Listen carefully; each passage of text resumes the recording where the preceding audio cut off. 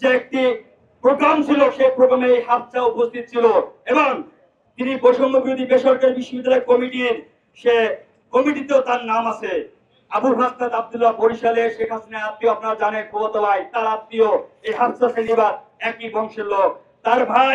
তার ভাই বরিশাল মহানগর ছাত্রলীগের ভাইস প্রেসিডেন্ট আবু আফসার বরিশালে আপনার সেলিবাদের যে মেয়র ছিলেন আপনার সাদিক আব্দুল্লাহ, তার গলায় হাত দেওয়া আপনারা দেখেন।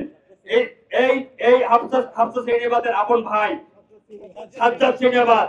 এরকম অসংখ্য উদাহরণ আমাদের কাছে আছে। দেখেন, আমাদের একজন ছাত্র প্রতিনিধি, যাকে আমরা সম্মান করতাম, প্ল্যাটফর্মের সামনে রেখে আমরা আন্দোলন করছি, জীবন দিয়েছি আমাদের অনেক ছাত্র ভাইরা। আসিফ সাহেব একটি পরীক্ষার হল প্রদর্শনী গেছেন, সেখানে একজন ছাত্রলীগের নেতা তার সাথে আছেন। তিনি এই এনসিপি কমিটি এবং ছাত্রলীগের শেরেবাংলা কৃষি বিশ্ববিদ্যালয়ের কাজী নজরুল ইসলাম কমিটি শাখার বিজ্ঞান ও প্রযুক্তি সম্পাদক তৌহিদ আহমেদকে এনসিপি কমিটিতে রাখছেন, ছাত্রলীগের কমিটি ছিলেন, তাকে নিয়ে তিনি প্রদর্শনী গেছেন হলে। তাহলে তারা কিসের বিনিময়ে তাদেরকে পুনর্বাসন করেছেন? যারা আমাদেরকে হত্যা করেছে, কিসের বন্দোবস্ত হয়েছে তাদের সাথে?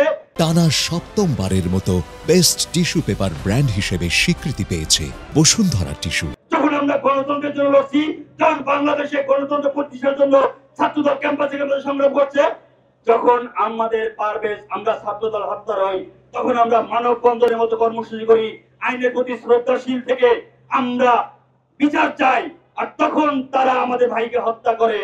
আমরা যখন সহাবস্থানের কথা বলি, ক্যাম্পাসে গণতন্ত্র প্রতিষ্ঠার কথা বলি, তখন তারা ছাত্রদল ক্যাম্পাসে রাজনীতি না করার চেষ্টা পারে, সেজন্য তারা আমাদের বিরুদ্ধে মিথ্যা প্রোপাগান্ডা ছড়ান এবং তারা সাধারণ শিক্ষার্থী পেশে কোন ছাত্র রাজনীতি ক্যাম্পাসে চলবে না, নজরুল ভিত্তিক ছাত্র রাজনীতি চলবে না, নানা ধরনের প্রোপাগান্ডা ছড়াচ্ছে। আমরা যখন বাংলাদেশের গণতন্ত্র প্রতিষ্ঠার কথা বলি, নির্বাচনের কথা বলি, তখন তারা আমাদের বিরুদ্ধে মিথ্যা অভিযোগ ছড়ায়।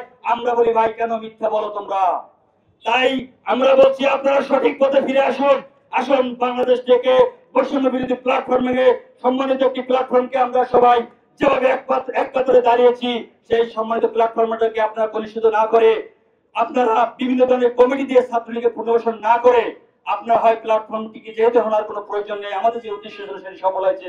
ভবিষ্যতে প্রয়োজন হলে আমরা এই প্ল্যাটফর্মে আমদানি হয়তো আবার কর্মসূচি দিব, অন্যথায় এই প্ল্যাটফর্মটিকে বিলুপ্ত ঘোষণা করুন।